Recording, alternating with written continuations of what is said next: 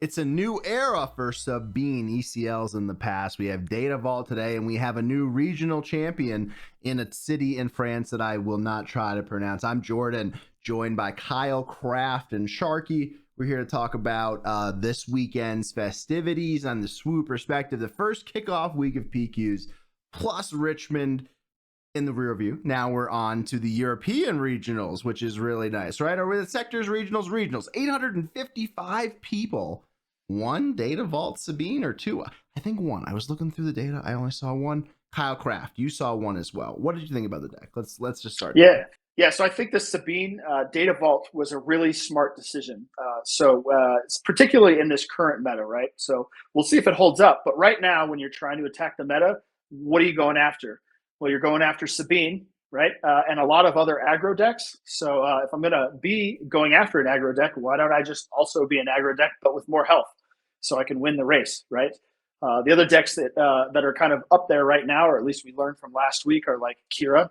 Sabine's already a good matchup into Kira, so you're good there, right?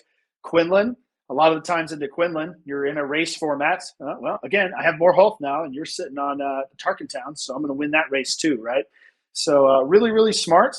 When we get to talk about the list, there was a couple of things on there that I raised an eyebrow at, although now that we've kind of talked about as a team in our Discord and amongst each other, some of those decisions make sense, right? So, the no fleet lieutenant, the no wing leader, I guess as you kind of take a look at those, they start to make more sense when you realize there's a lot of 2-drops that aren't rebels. Yeah. I don't know. What do you think? Yeah, I think one of the big things is just the innovation on a long withstanding deck. It takes, the aggro queen from set one and puts a new spin on it, and it keeps it kind of exciting. And I think that's one of the things that is very important to keep people interested and to also progress the game and different strategies. To peek behind the corner a little bit, or the curtain, as they say. This weekend, Sharky and I competed in 2 different events. Yesterday, we competed in the Denver PQ. And today we competed in a Carbonite Box and a Store Showdown. And today I played Kaz Blue Security Complex because yesterday I was kind of bored playing Sabine. I didn't really enjoy myself as much as I typically do playing my favorite deck. So I think it's exciting. Like seeing this morning before I drove down to Colorado Springs with Sharky really got me excited to experiment. I was sitting there with a little notepad and paper trying to write down the cards that I thought would be different than a standard Sabine list and stuff like that. So I think it's just really important. So let's dive into some of the data. Let's dive into the deck list and let's take it from there. So as Kyle was saying, right, like when you're trying to be good into the meta, you try to build a deck that will do so. And what we saw, and obviously we have some mixed data here because it's not that Data Vault wasn't that well represented in this large of a field, but we see matchups that are typically bad for Sabine. Han 1 green, Cad Tarkentown, Quinlan going positive, right? And these could be skewed because there's 1, 2, 3 games at most. But Sharky, how do you feel when you see Cad losing at a 66.7% rate to Sabine Data Vault? I mean, first thing is that it's a low data sample, and Sabine is very capable, even as an ECL deck, of doing such a thing, like winning 2-1 Sure. in a matchup. But it is very interesting because it does build on the fact that the extra health does make the race a lot harder to run. So Cad has to have extra tight control over a game to even be able to accomplish the goal of winning. I think you see the same thing in the results against both Han and Quinlan as well, is that, like Kyle was saying earlier, you just have a longer range to run now, and the Sabine is fast. So I actually really like the way it was built and innovated on, and I like the deck. And ECL is very powerful, but timelies exist and stuff like that. So here's the data. My biggest surprise was the Han Green. I think he played 2 to 3 Han Greens. He played at least 2, and he really performed well. I know, Kyle, you've been working on Han Green a lot. We'll have to get some testing in the coming days and weeks to see how things go. So here's the list, right? It gets kind of weird, a little relatively standard, depends on how you look at it, right? So we have Timely, we have Rebel Assault, kind of some of the core events here in the deck with War Cause. Well, you don't see Metal Ceremony, right? Well, you don't see Heroic Sacrifice. What you do see is Frisk, is Red 5, is Ketsubono, someone that I really liked playing in set 2 and a little bit in set 3 when Boss Green was a little bit of a problem. You see Radis coming in, the 8-cost ship that could be a Sentinel, has a great on defeat trigger. You have the Senatorial Corvette. I know that's a little eyebrow raising to Kyle. Let's start there. Kyle, I know the Senatorial Corvette was one of the things that stood out, but there's no Fleet Lieutenant here, man. There's one of the core Sabine cards isn't here. And why do you think that is? Yeah, there's no Fleet Lieutenant and there's no Wing Leader, right? Yeah. And we were talking about this in our Discord, and one of our teammates accurately called this out, right, and said, well, look at the 2-drops, right? Yeah. With Frisk and with Ketsu, you've got more non-Rebel 2-drops to potentially not capitalize off of those 3-drops. So I could see it. I guess that makes sense. I would think over the length of the game, you might still have time to capitalize with those. But as I watched the games, well, where did some of those things go, right? They went to other 3-drops. Red 5, particularly in one of his streamed matchups where he was playing against Anakin 30, really did work, right? It was cleaning up stuff off of the ground so that he wasn't having to trade into it, and so he could keep pushing damage, right? I think it killed a Kanan. I think it killed, a Yoda or some other unit there on the ground, right? Some of those units that can be real pesky that had partial damage on them, Red 5 was just cleaning up for him. So, really interesting decisions. Some of that stuff I actually might try in Sabine ECL, right? I think I'm running Wing Leader right now. I might try Red 5, right? If it can do cleanup work for me while I'm still pushing damage to the base, it's definitely an interesting, decision point. Yeah. And then you have a card like a Delphi Patrol Craft that I was playing a ton in set 2. It was actually really, it came in clutch in a lot of the matchups that we played Sabine and Takira in that time, just because it's that 4/6. It's hard to deal with, and you get a buff for your non-Rebel units. Sharky, I know you're a big fan of that 4/6. Kind of gives you shades of Ruthless Raider, right? Oh, shades of Ruthless Raider. It dodges a lot of the removal that usually gets used, like Takedown and Fell the Dragon. It's right in the sweet spot between the two of them. The fact that it also can let you attack with another unit as another action advantage type thing there.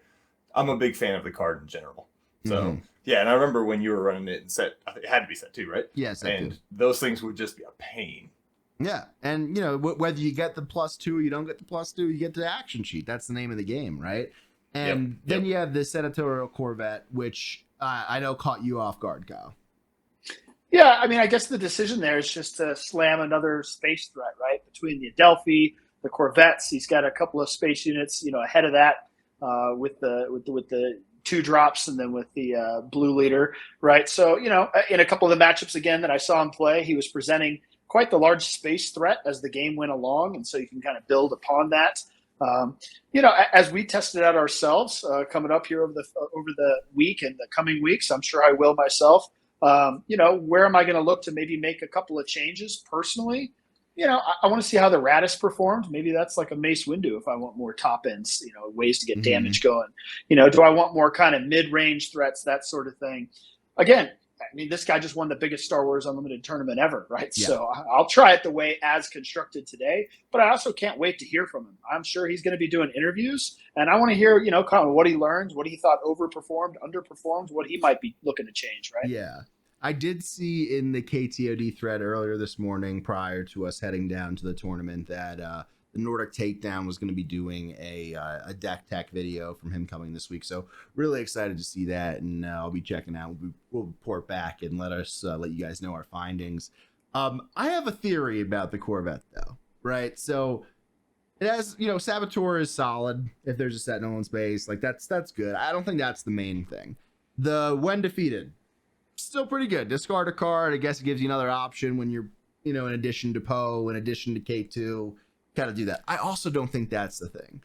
And I might be wrong here, but one of the units that's been really challenging for Sabine to deal with, and we've talked about this, Kyle, is the stolen AT hauler in Han Green, or a buffed up pilot unit that's not a 4 health unit or a 3 health unit. And then all of a sudden here we have a 5 power unit.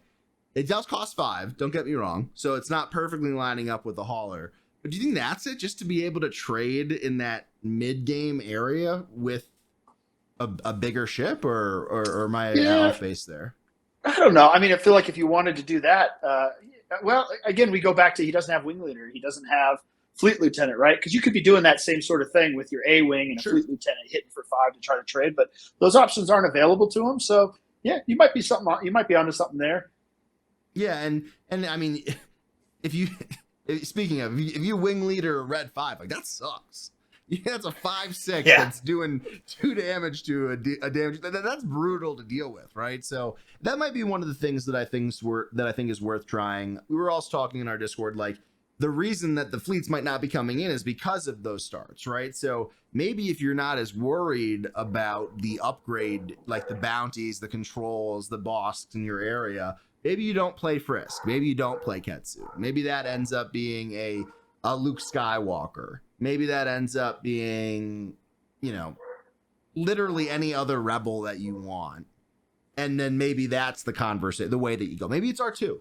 Like maybe that helps you dig. Maybe R2's doesn't present enough of a threat or something along those lines. But I think you can get there because also, and this is funny coming from me because generally speaking, I'm probably like on the lower end of the spectrum of Sabine Rebel maximalists. I've always been willing to experiment a little bit more with non-Rebel packages when it comes to Sabine, but I do think, especially when you're trying to push that early advantage, that a turn 3, a turn 4 Rebel assault is really nice. Yeah, I totally agree. And you got to play to your local meta, right? I mean, we always hear about the European meta. You expect to see more Bosk there than you do anywhere else. Well, Frisk and a Ketsu is going to help you with that, with the different bounties and that sort of thing. Although, when we get to our local PQ here in Colorado, I believe there were 2 Bosk Blues in the top 8, right? So maybe you need that here. Yeah, I guess I should reconsider my ways and get back to it. So we'll be testing this. Maybe we'll do some gameplay videos. We're definitely gonna get back to gameplay videos here in the next coming week or so. But I think things that I'll be looking out for, things that I'll be testing, try to figure out a way to get Fleet Lieutenant in, maybe mess around with Wing Leader. I would like to see maybe what it looks like with a Saber or 2, maybe 3 of those Sabers in there somewhere nice and good. And I think that other than that, I don't see anything like super glaring that I'm gonna really, go to town on. I also thought about the concept of maybe the rebellious Hammerhead. Shout out to Crispy on his idea for that and Hantu Data Vault. But maybe that's a good one. It's a rebel. It kind of fits things. Kind of combines with some of the combos that you get going with Red 5. But overall, super interesting deck and well fought and earned victory in France. Okay. Any other decks really stand out to you guys in the tournament over the weekend? I know we have the data here, but anything else in particular? No, I think a lot of the numbers are very similar to what we saw in the previous weeks as far as win rates go. The one that really stuck out to me again, I guess, was Quinlan, right? Last week we talked about how Quinlan Tarkentown, it's there. It was in the top 8 in France again, right? You see it played a lot. You see it, all over the place. But when you look at how it performs, when you look at the math compared to the decks you need to be worried about, right? Sabine, Kira, a lot of these ones that are the top of the meta, it's not doing so well in those matchups specifically. So it's a deck where I look at and I go, it can be very strong, obviously better in the hands of the right pilots. But the overall numbers say it struggles into some of the matchups you're going to see most often. Yeah. So let's go to the resident CAD expert here because I know Sharky, I'll speak for you here. You really think that CAD has a great matchup in Quinlan, right? I know you also. I think it's a good. What's going on? What's going on with these European CADs over here, right? So honestly, yeah. How do you explain the let's leave the Quinlan sucking into everybody else conversation for part 2. But why is he doing good into CAD in this field? Do you think? I'm honestly not sure. I don't know what the difference between the CAD Banes that are run out there and the one that I tend to run, or the people that I'm familiar with who run them. So I don't know if it's a CAD Bane side thing or if it's a Quinlan Tech thing. It could be somewhere in between. I've noticed that, and while I do think that the matchup favors CAD a little bit, it's not a blowout matchup. Sure. It's not something that's gonna be like 80% to 20. I think it's probably closer to like 52-48. Yeah. But I do think at least CAD has the tools, and generally speaking, I don't feel problematic. I don't have a problem when I see someone sit down across from me with a Quinlan Tarkentown. So the data is interesting that it didn't go so well. And generally speaking, since we're on the subject, Cad Bane did not perform nearly as well in France as he did in Richmond. And so I don't know, again, if that's a style thing, if people are just playing new things that are better into CAD. But even some of the matchups that were green 2 weeks ago or a week ago, whenever it was, are now fairly solidly red. And so it's interesting. I haven't really gotten a chance to look at it, and my own experience this weekend says maybe I just let the dice roll pick my deck for the rest of the time I've ever played this game. But yeah, it's an interesting stat to look into, and I don't have any good answers at the moment, but I am interested to see what they are. Yeah, I mean, the data for Quinlan and CAD really lead me to a pretty shared conclusion, at least for this data set. And, you know, with 855 participants, it's not the most robust, but it is, in other definitions, the most robust data set that we have, right? Like, it's not perfect, but it's the best we have. I think that this data kind of shows that it might be time for some soul searching for CAD and Quinlan. Well, you know what they both share? Anakin too. What's that? What do they share? Pinging or annoying gameplay? They both share a base that has the number 25 on it. Oh, yeah. You know what else has the number 25 on it? Sabine ECL, right? Yep. We saw coming over the top with Data Vault. So the biggest thing I'm taking away from this weekend is that a lot of these 25 HP bases are kind of getting got and not performing to the level we want them to. And obviously the rise of Data Vault, right? So, you know, I'm even watching the Tabletop Gaming Center PQ out on the East Coast right now, and we're looking at a Data Vault mirror in the end. So longer games, more health, running out to Data Vault levels. I think we're finding that base, you know, where I was worried about consistency is not as big as a problem as I would have thought it would have been. Week is going to be a whole and Data so, Vault. So, you know, thinking forward, how are we going to start attacking these Data Vault decks, right? How are we gonna get the job done? So it'll be interesting to think about and kind of figure out what direction we want to go. Yeah, and you know, as one good thing changes, another one stays the same, and as we're trying to figure out what works, every week is different. The main constant is, as Kyle just displayed, is we're gonna be working overtime here to get you that data, right? Because we're doing a podcast here, and Kyle's watching gameplay. Right? Like, so we're trying to figure it out so we could both prepare ourselves and prepare you. But I do think it is time to look a little internally. I thought that post Richmond, the Quinlan decks really got a big boost because of, you know, everybody's now playing Guerrilla Soldiers, thankful to the secret team for getting that in there.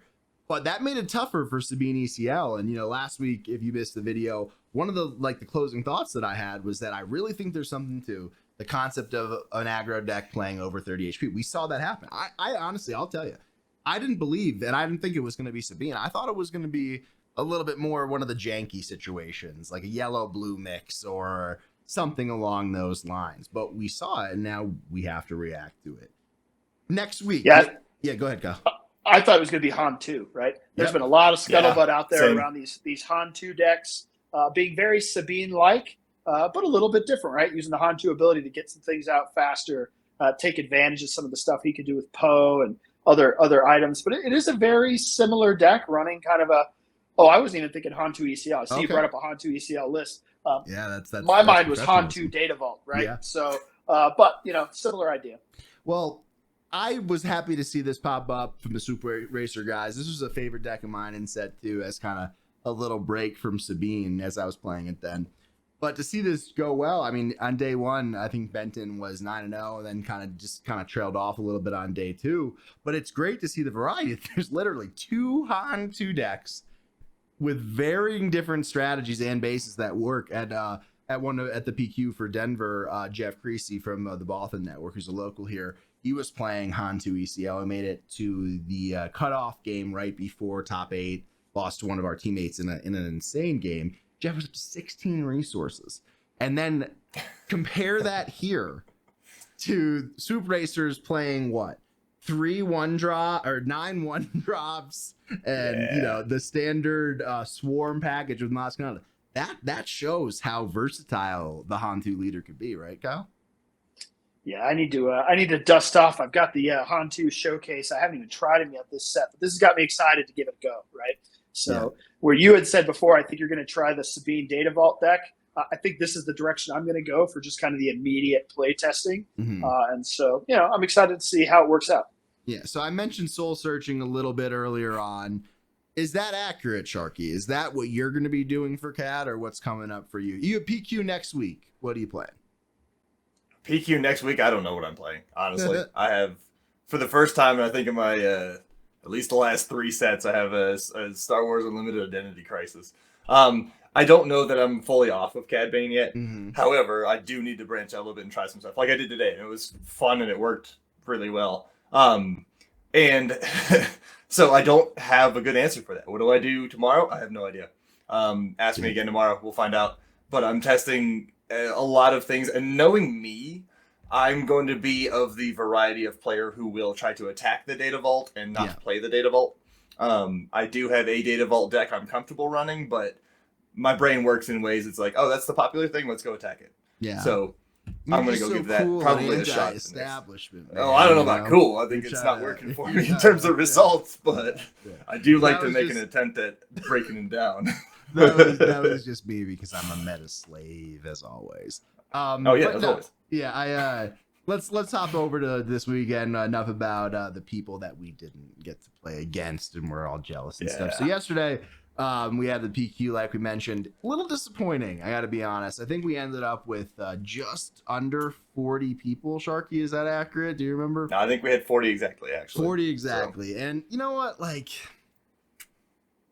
I don't love it, and I don't know if there's much that we can do about it as like a local community, but I do wonder if having sectors prior to this had anything to do with that. There's also a PQ coming up later in the month in Colorado Springs. A lot of people that went to sectors didn't have the best time at sectors. Do you think that weighs into it, Kyle? Yeah, I think it was a combo meal, right? There's been a lot of fun, good events going on this set, right? So there's just been a lot going on. Also, I think you pointed out we have another PQ coming up. And then like even myself, this weekend I had some family obligations, right? And already having a day 2 bye, I didn't need to go, right? If that weren't the case, I would have moved the family obligations around, right? So, there's more people kind of getting into that situation, right? As more and more buys get handed out, less and less people kind of need to go. There's more PQs, right? So, we've got more options here locally, so I don't have to be at this one. I can be at the next one. So, I think you're right. I think it's just there's been a lot of events going on, that sort of thing. Anecdotally, I wanted to go. I was jealous that, I was following you guys all day. Yeah. I was feeling like I was missing out. I couldn't play today either in the Sunday event. So, anecdotally, I did go to a draft on Friday night where we drafted with Carbonite, which is pretty cool. And the reason I raise it though is that there was 4 new players there I'd never seen before. So I think the game is still growing, still thriving. Yeah, I got to meet some new people. I was helping them. They were learning the game. It was funny. The guy next to me cracked a Boba Fett showcase. Didn't know what a showcase was, right? We had to explain it. So, I thought that was pretty cool, right? So hopefully we see those players continue to return, and then we have future events that are bigger and bigger. Yeah, and same experience today down in Colorado Springs. Obviously, we're not local to Colorado Springs, so every time we go down, it's either the same people we know from playing down there and stay in touch with, or it's a new crop of people. I'm not saying that I don't think the game's healthy, but I do question and wonder about some of the scheduling, right? Like, I think it's a little bit weird to have sectors so early into the set. And maybe this is just a Denver thing. I'd be really curious to see if Richmond's dealing with something similar or if Minneapolis will be later in the month as well. But we have sectors, this big event that everybody's grinding for, everybody's excited for, and then a lot of people didn't have a good time. I had a good time. A lot of people didn't have a good time. Then after that, you have the PQ, and then a month later, we're going to have our showdowns where it's like, I feel like it should be the opposite. And yesterday, I want to lay it out, but yesterday, Sharky, after you left, we were kind of just chit-chatting during the lunch hour after that in the break.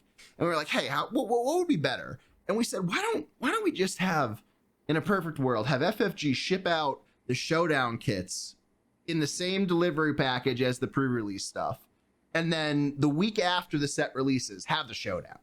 Like, how fun would that be, right? To have your that would be really fun. First competitive event so early into the set, literally a week into after pre-release, after the set drops, and then kind of build your way up. I wonder if that would be better. I don't know. I think it's interesting. I do think the hangover effect from at least the Denver sector is having an effect locally. And it's not that the Denver sector was bad. It was not the best that they have done already with sectors because they have learned their lessons from Denver. But I think that's partially playing into it. Yeah. Yeah, that's partially what they're playing into it. But the other part of it is again, like you said, the grind to get ready for it has made it so that the smaller events are a lot harder to motivate yourself for. In fact, because of that, I wouldn't be all that shocked if the Colorado Springs PQ next month is much bigger. And even today's Store Showdown, we had 30, which is nearly the same amount as we had for the PQ yesterday. Yeah. And I think some of that is just going to be time for people to recover. And recover they shall. So just quickly hit on the Denver PQ yesterday. We had 5 out of 8 people from our testing team, the Colorado Cantina Crew, make the top 8, which is great. We had 1 make the finals, but unfortunately lost to a legend in the local community here. You guys will probably see it if you end up going to Galactics this summer. Hint, he is the 11-year-old wearing the taco hat. Congratulations to Frankie for taking it down on Hanwhan Green. It's crazy. He's an 11-year-old kid. He's super nice, super funny. He walks around all the events that you see him in wearing a hard shell taco hat on his head. He sits across the table and he just beats you relentlessly. So great run from Frankie. Great run from the CCC. 5 out of 8. We got to be pumped about that. Just got to get the conversion next time, and on we go. And conveniently, because neither Sharky nor myself did well in the PQ, we won't talk about our performances, but we will talk about in an event that we did do well in today. So we went down to the winner box. 30 people, like we said. I played Kaz Blue. I finally got a chance to play it out in person. And Sharky played Vader Pilot Yellow. So Sharky ended up getting top 4. I ended up in top 8. Since I did worse, we'll talk about my deck first, and then we'll go from there. So Kyle, I finally manned up. I finally got out and played Kaz in the wild. I was happy about it. I made a couple changes. I want to hear your opinion on it, and then we'll take the conversation from there. So the big thing that I did for today was I took out 2 Hotshot Blasters and a Contracted Hunter, and I subbed in the Sanctioner Shuttle. This card whooped my butt yesterday at the PQ. I lost a game because I just forgot it existed. I had a buffed A-Wing with a Chewie with lethal on board versus an Odd Han Yellow. I said, oh, there's nothing you could do about this Chewie. And needless to say, I was incorrect. So what do you think about that? Yeah, I really like the Sanctioner Shuttle. In fact, I think you're talking about my guy, Dan. He plays up here towards where I play, and he's Sanctioner Shuttled me a few times too. So yeah, I think maybe I see it coming. But that deck that card is proving to be pretty effective in the Vader pilot decks. I've been thinking about maybe I should try it in Quinlan, right? Maybe it's just another good option there to kind of help out with grabbing some of these Sabine matchups or pilots and things like that. So yeah, I think that's a really good choice. I assume it was effective for you today. But I'm just glad you brought Kaz and beat some people down with it, right? It was time for something different. Yeah, it was fun to, I played one of the very good players in Colorado Springs, Chris Zeramis, who won the first PQ here in Denver in set 2 with Item Blue. He was on Piet Green. Top 8 in sectors. Yeah, he was very, very skilled player. And we had a great set of games. I was able to get to the ground and kind of push past. I played an Odd-Han Colossus and a couple other decks along the way. But I think, to me, what I've found about this deck is that I didn't need the hotshots, right? Because they're really only good for Kaz and a couple other units on the ground. And a lot of the really strong things on the ground that I'm playing are vehicles, right? And then if I'm not doing that, do I miss the smuggle? Yeah, I miss the smuggle. But I think having a way to break up, especially this deck has struggled a lot into Han Green, and I thought that the Sanctioner Shuttle would be good here. Since we tested this last on stream, I added Plo to the mix. That's been really helpful versus Han specifically, and some of those more ground-bound decks. And overall, I was really happy with it. It hummed pretty good. I ended up getting eliminated to Sharky in the top 8 matches. Unfortunately, I had a game loss for an illegal sideboard. There was just, I've been really swapping back and forth between having 3 Conquered Dawn in the main versus 2 Village Protector in the main, and then vice versa in the sideboard. And this morning I was just really unorganized and, a little tired from the day before. And I made a mistake, paid the price, and I lost to Sharky in the JTL Vader pilot deck. Sharky, I'll pull that deck list up for you. But I mean, you ended up in top 4. You lost to a Quinlan. 3 great games. I think Quinlan really, just from the spectator perspective, was really just playing hardcore control and trying to take your hand away. And then once he was able to get to that point, it was really hard to come back. That's exactly what happened. In fact, it was one of those where I got him game one. I think he wasn't really expecting how quick this deck can move. I would contend a little bit that I also bricked in a really difficult position. Like, it's tough for this to brick a turn one play, and I did that in game three. And I was very impressed by how resilient it was anyway. Yeah. Like, I still got him to within 6 damage of lethal, and I had a 6 damage threat at one point that was showing lethal, and he did a good job of navigating that. But the deck actually surprised me by how good it was. And I haven't done as much development work on this deck, so it's a little unrefined, and there's a few changes I would make immediately. But as you pointed out a few minutes ago, you brought in the Sanctioner Shuttle, and that has done work for me. Like, all day, did work for me. It was just amazing. It's one of those, I think people underrate capture, especially in a world where Chewbacca exists. Yeah. And Chewbacca is very difficult to handle. But getting coordinate turned on, ironically, is very easy with Darth Vader. It's supposed to be the light side, the heroism mechanic, but Darth Vader is probably the best coordinate leader that exists. So getting it is almost automatic, and you can pretty much take anything that they put Chewie onto. I'll just take that from you. Thanks. Yeah. So I hadn't seen your list, Sharky. A couple things stick out to me is Shadowed Intentions main. That one seems like eyebrow raising. Colorado Springs thing if I ever saw it, Sharky, right? That's exactly right. What it's for. Yeah, and for those watching, Colorado Springs is like mini Europe, right? Like, you go down there, if you go down there, you're playing against Iden and Boss. You're going to see those decks, right? Yeah. So, okay, that makes one of the other sense. top 4 matches included a Boss, and then the top 8 included Chris, as mentioned earlier, who was actually playing Piet today, and that would have been a tough one for me, but I was ready for him. Yeah. And I think that Sharky just likes that card in general, and I think it's a strong card too. Like, I've considered it in Kaz, especially. Kaz really struggles into like Emperor Palpatine decks.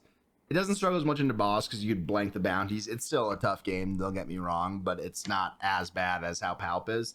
But Sharky, you mentioned some changes that you were thinking about. What would those be? So some of the changes that I would start with is that I threw Big Vader in as a late game kind of lever that would need to be pulled if all things have failed. And the times I got to play him, he did exactly that. Yep. However, I don't believe that needs to be a main deck feature. I think that's a sideboard feature that opens up probably 3 slots. I would probably also, if I was going to go anywhere but Colorado Springs, move the Shadowed Intentions to the sideboard. And that opens up another couple of slots. I don't think I brought in Relentless or the Gunship at all today. And I didn't even bring Bazine in, though I think she still has a slot that might end up being a main deck smuggle, like all else has failed. Bring your, you know they're holding Bamboozle, so go ahead and play Bazine real quick, get it out of their hand, and flip Vader into the ship. Now, did I have to do that much? No, I was able to play around Bamboozle all day. I deployed Vader to the ground in Overwhelming Barrage. Like, there's lots of ways around it, but sometimes it helps to have that targeted discard. As to what I would bring in, there are times where I think actually a contracted Jumpmaster would be pretty good because the Millennium Falcon is still quite a problem for this. Even with the eager escort fighter being able to ambush in and trigger Darth Vader's on attack, or his leader ability, I would rather have another couple of options. So I think that's another one I would put in there. I might put Geonosian down to 2 and then open up a couple more slots. I haven't done a lot of looking as to what I would add. But I remember thinking that 3 of the Geonosian were probably too many. And it might just be inexperience. I might just need more experience with the deck too. For sure. But those are the swaps that I would at least use to open up some more ideas. And maybe I throw the Republic Y-Wing in there so I can do double 1-drops far more consistently. But for the most part, I was very impressed with how the deck ran. It was performing better than I expected, especially considering this is one of 4 decks that I brought with me today, and I literally rolled a die to determine which one I was playing. I could attest to that. So it was very fun, very worth it. I mean, it's very much outside of anything that I've been really playing lately, and it's going to stick in the rotation heavily. Nice. Kyle, anything stand out to you in terms of Sharky's thoughts or things you would add to the mix here? No, I don't think so. I mean, I'd love to be able to add a TDR in that deck, but those days are gone. So, yeah. Yeah. On the deck in general, I don't think a whole lot of thoughts. It's not a deck I've played, but it's a very interesting deck. You did mention deploying Vader to the ground. As I've seen this deck played in other tournaments, it seems like that's a pretty common tactic, right? You're not really losing a lot of attack. He's a 5/6 on the ground and a 5/5 pilot, right? Yeah. So it's the same amount of attack you're getting. So I guess you're not losing a ton there. It seems like it's pretty common and a safe play just to go to the ground, take your damage there. But this deck can pump out a lot of damage kind of, quickly, especially as the game goes on. It seems to me like the primary card in the deck is Barrage, right? And you're able to build a board. You're able to get a Barrage somewhere. That's usually how you win the game. I think I saw it on stream today against some Sabines, right? And it seems like, did he get Barrage? He won the game. No, otherwise, right? So interesting deck, right? You just got a showcase, right, Sharky? So of course you had to get out there and play it. It's another reason I had to build it. As I played this deck against Sabine, I felt pretty good, like myself as Sabine, especially post board with like Blue Leader and Confiscate and stuff.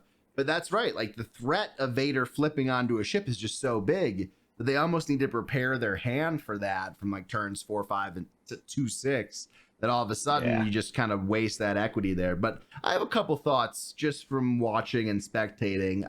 Like I said, you did lose in the top 4 cut to a Quinlan deck. And I think one of the reasons that you lost was that you weren't able to deal with Quinlan. And for leaders that just have a very strong ability, I think in a couple of those games, I counted like 8 pings from 2-drop units just killing everything. And I think, I don't know if it's like Game-O Guard, Shadow Hover Tank, just like something that could stop Quinlan and then potentially kill Quinlan. Maybe it's even like just an amp, getting a Cloud Rider to do 3 damage to him would be better than nothing, right? But I think honestly that is the main reason why Quinlan was able to get the win over you, because he was just pinging.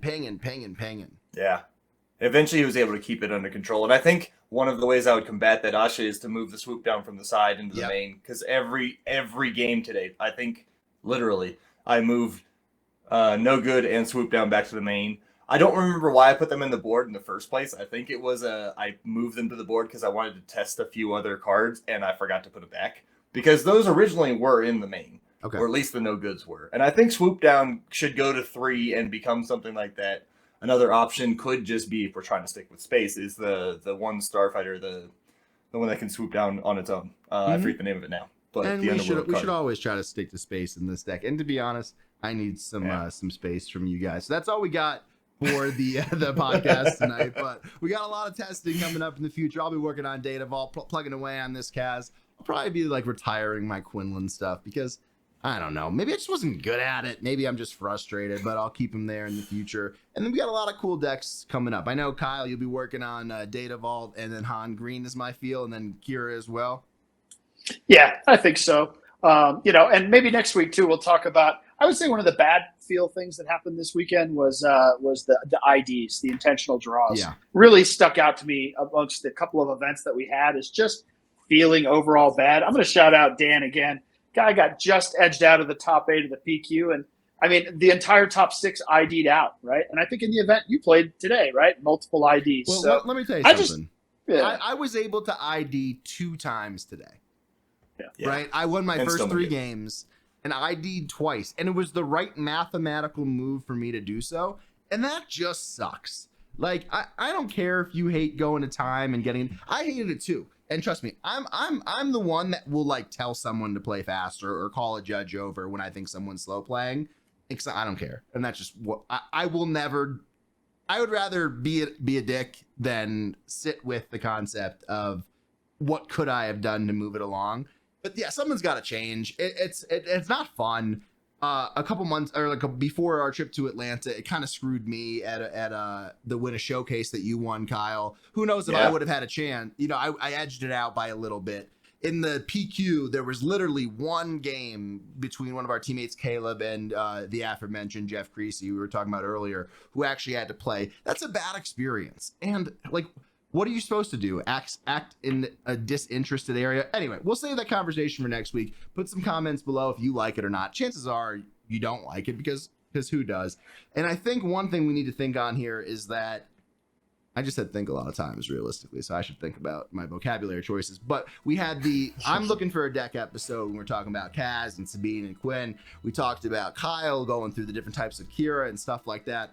Sharky, you're up next. We got to get we got to do some soul searching and figure it out. So okay, for Kyle, for Sharky, I'm Jordan. Until next time, talk to you soon. Later.